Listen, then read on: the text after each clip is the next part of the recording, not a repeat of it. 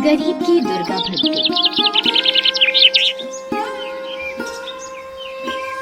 जय अम्बे गौरी मैया, जय श्यामा गौरी, तुमको निश दिन ध्यावत हरि ब्रह्मा शिव जी। ओम जय अम्बे गौरी। अरे भोला, रुक बेटा, ले ये माता रानी का प्रसाद खा के जा। ले हाथ आगे कर। ओहो माँ, पहले ही देर हो रही है, लाओ जल्दी। जल्दी का काम शैतान का होता है बेटा, आराम से जा। आराम से तो बस आप ही रह सकती हो माँ जी, ये आराम से बैठ गए तो घर कैसे चलेगा। जाओ जी, जल्दी जाओ आप। माँ जी के पास तो कोई काम है नहीं, सारा दिन माता रानी के सामने घंटी बजाने के सिवाय। भोला अपने खेत के लिए निकल जाता है। ना तो उसने मीना को उसके व्यवहार के लिए टोका और ना ही मंगला उसे कुछ कह सकी। दरअसल मंगला की बहू मीना बहुत ही तेज तर्रार थी, साथ ही लालची और मतलबी भी।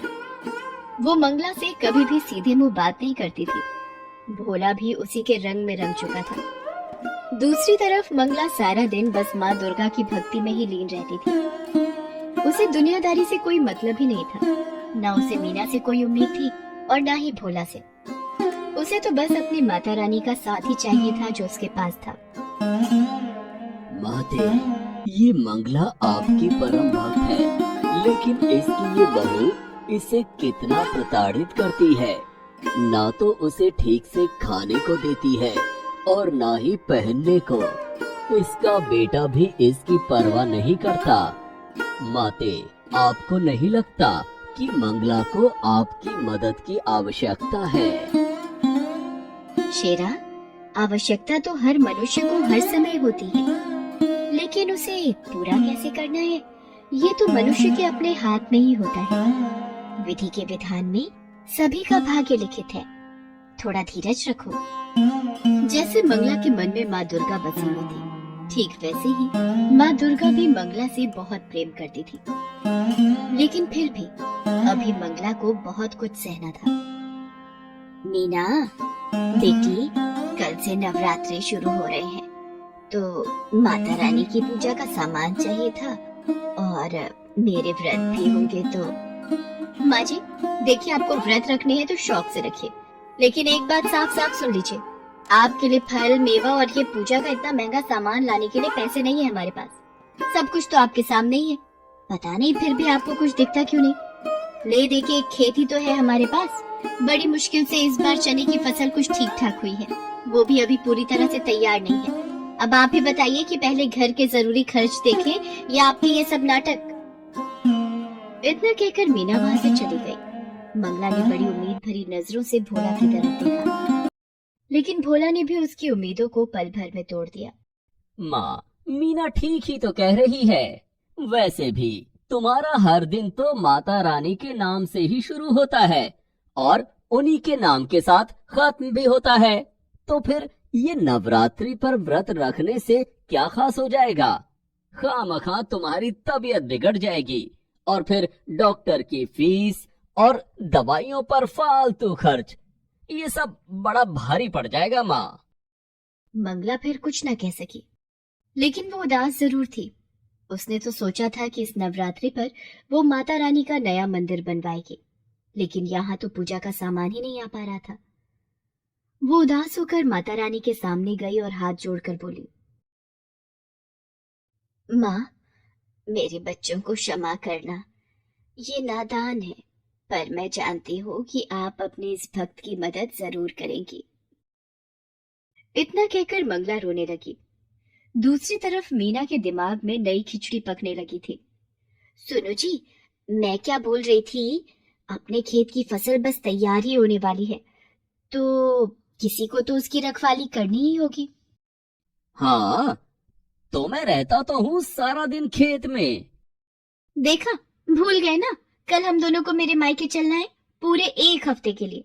मेरे इकलौते भाई की शादी है, तो जब आप यहाँ नहीं रहेंगे तो खेत का ख्याल कौन रखेगा?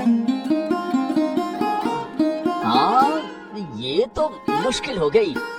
ऐसा करते हैं तुम अकेली चली जाओ शादी में, मैं रुक जाता हूँ यहीं। अरे ना ना, आप नहीं चलोगे तो अच्छा लगेगा क्या? और वैसे भी मैंने शादी के लिए सारी तैयारियां कर ली है। आपके लिए और अपने लिए नए कपड़े भी खरीद लिए। ये देखिए, शादी की हर रस्म के लिए अलग अलग कपड़े खरीदे हैं मैंने। तो शादी में तो जाना ही है आप दोनों को। तो फिर खेत खेत को कौन देखेगा? माँ जी है ना, वो रखवाली कर लेंगी खेत की। माँ, लेकिन वो कैसे? वो सारा दिन खेत पर करेंगी क्या? वही जो यहाँ घर पर करती हैं। खेत के कोने में जो एक छप्पर है, वही सारा इंतजाम कर देंगे। उनकी माता रानी की मूर्ति भी ले जाकर रख देंगे वहीं पर। वैसे भी माँ जी के नवरात्रि के व्रत चल रहे हैं, तो उनके खाने पीने की चिंता तो है नहीं। जैसे यहाँ रहने वाली थी, वैसे ही वहाँ रह लेंगी। साथ में खेत की रखवाली भी हो जाएगी। लेकिन क्या क्या ये ठीक रहेगा? बिल्कुल ठीक रहेगा जी। अब तुम ज्यादा मत सोचो, हमें कल ही निकलना है। तो ऐसा करो, आज शाम को ही माँ जी को जाकर वहाँ छोड़ा। भोला एक बार फिर मंगला से उसकी मर्जी पूछता था और उसे उसके सामान के साथ खेत में छोड़ आता है। अच्छा माँ, चलता हूँ। तुम आराम से रहना और हम एक हफ्ते में लौट आएंगे, ठीक है? हाँ बेटा, तू मेरी चिंता मत कर। जा, आराम से जाना और बहू का भी ख्याल रखना। मंगला जानती थी कि अब उसे अपनी आगे की जिंदगी उसी छप्पर के नीचे बितानी थी, क्योंकि वो मीना के लिए सिर्फ एक बोझ थी, जिसे उसने खेत की रखवाली के बहाने उतार दिया था। इस सब के बाद भी मंगला दुखी नहीं थी, क्योंकि उसकी माता रानी तो अब भी उसके साथ ही थी। शेरा, कितने दिन हो गए धरती पर विचरण किए हुए। चलो आज चलते हैं। माँ दुर्गा की बात मानकर उनका शेर अपना रूप बदलकर एक बालक का रूप धारण कर लेता है और माँ दुर्गा स्वयं उसकी माता का स्वरूप लेकर धरती पर आती है। वो शेरा के साथ मंगला के गांव में ही आती है। चलते चलते वे दोनों भोला के खेत के पास रुकते हैं, जहाँ मंगला अपने छप्पर के नीचे माँ दुर्गा की भक्ति में लीन थी। माते, ये तो मंगला है। इतनी तेज धूप में ये यहाँ क्या कर रही है? हाँ शेरा, ये मंगला ही है। इसे इसके बेटे बहू ने यहाँ बेसहारा छोड़ दिया है। ओह, ये तो बिल्कुल अच्छा नहीं किया उन्होंने। माते, अब तो आपको इसकी मदद करनी ही चाहिए। माँ दुर्गा मुस्कुराकर शेरा की तरफ देखती है और फिर उसे अपने साथ चलने का इशारा करती है। वे दोनों सीधे मंगला के पास पहुँचते हैं। फिर माँ दुर्गा मंगला से कहती है, माता जी प्रणाम। मेरा नाम दुर्गा है और ये मेरा बेटा है। इसे बहुत भूख लगी है। हमारा घर यहाँ से काफी दूर है। पहुँचते पहुँचते शाम हो जाएगी। अगर आपकी आज्ञा हो तो क्या हम आपके खेत से कुछ चने ले सकते हैं? बस मेरे बच्चे का पेट भर जाए, इतने ही लेंगे। आपकी बड़ी कृपा होगी। नहीं, तुम नहीं ले सकते। क्या कहा? हम नहीं ले सकते?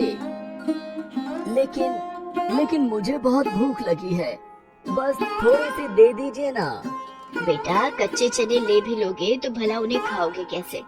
तुम दोनों यहीं रुको, मैं खुद जाकर चने लाती हूँ और फिर अपने चूल्हे पर उन्हें भूनकर तुम्हें देती हूँ। फिर देखना क्या स्वाद आता है। मंगला उन दोनों को वहीं बिठाकर खुद चने लेने के लिए खेत में चली जाती है और अपनी झोली में ढेर सारे चने लेकर वापस लौटती है।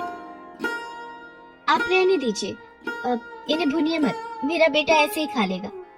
कमाल करती हो बेटी, ऐसे कैसे खा लेगा कच्चे चने? मैंने कहा ना, तुम बस कुछ देर रुको। बेटी, मुझ बुढ़िया के पास और तो कुछ है नहीं। बस जो कर सकती हूँ वो तो करने दो, मुझे अच्छा लगेगा। वैसे भी माता रानी के नवरात्रे चल रहे हैं और पता नहीं मैं कंजक पूजन कर भी पाऊंगी या नहीं। इस प्यारे से बच्चे और तुम्हें चने खिलाकर ही संतोष लेने दो मुझे। इसके बाद मंगला बड़े ही प्यार से अपने चूल्हे पर उन चनों को खूब अच्छे से भूनती है और फिर माँ दुर्गा और शेरा को खिलाती है। इसके बाद, धन्यवाद माता जी, आपके चनों का स्वाद मैं कभी नहीं भूलूंगी। इसके साथ ही माँ दुर्गा शेरा के साथ वहाँ से जाने लगती है। तभी शेरा उनसे कहता है, माता, मैं जानता हूँ कि ये सब मंगला की एक परीक्षा थी और जहाँ तक मैं समझता हूँ मंगला इस परीक्षा में खरी भी उतरी है, तो क्या उसे कोई इनाम नहीं मिलना चाहिए? माँ दुर्गा एक बार फिर शेरा की तरफ देखकर मुस्कुराती है और फिर वो मंगला की तरफ अपना हाथ उठाती है। उनके आशीर्वाद से निकले प्रकाश से मंगला पूरी की पूरी सोने की बन जाती है। हालांकि वो एक मूर्ति नहीं थी, लेकिन अब सोने की एक चलती फिरती इंसान थी। और सबसे खास बात तो ये थी कि खुद मंगला को इस बात का एहसास नहीं था। इसके बाद मंगला को जिस किसी ने भी देखा वो अचंभे में पड़ गया। अब तो सारा गांव ही मंगला को अपने साथ रखने को तैयार था, यहाँ तक कि मीना भी। माँ जी, चलिए घर चलिए हमारे साथ। अब आपको यहाँ रहने की कोई जरूरत नहीं। मैं आपकी खूब सेवा करूंगी। नहीं बहू, तुम्हें परेशान होने की जरूरत नहीं है। अब तो पूरा गांव मुझे रखने को तैयार है। अरे ऐसे कैसे? आप किसी के भी साथ चली जाएंगी? माँ जी, हम आपके सगे हैं, हमसे ज्यादा प्यार आपको कौन करेगा भला? और वैसे भी माँ जी, सबको आपसे बस सोना चाहिए, आपकी तो यहाँ किसी को नहीं पड़ी। हाँ बहू, तुम्हारी ये बात तो बिल्कुल सच है। इसीलिए मैंने तय किया है कि मैं किसी के साथ नहीं जाऊंगी, अपनी माता रानी के साथ यही रहूंगी हमेशा। नहीं माँ जी, मैंने कहा ना, आप मेरे साथ चलिए, अपने घर चलिए। हम आपके लिए माता रानी का बहुत बड़ा मंदिर बनवा कर देंगे। आप सारा दिन माता रानी की पूजा करना और अब से हर नवरात्रि हम माता रानी के नाम से जागरण भी करवाएंगे। नहीं बहू, अब इस सब की जरूरत नहीं है। इतना कहकर मंगला माता रानी के चरणों में अपना सिर रखती है और अगले ही क्षण वो अपने प्राण त्याग देती है। ऐसा लग रहा था मानो उसने माता रानी के चरणों में ही मोक्ष को प्राप्त कर लिया था। मंगला को जो चाहिए था वो उसे मिल गया था, लेकिन मीना को नहीं, क्योंकि न तो अब मंगला सोने की थी और न ही मीना के किसी काम की।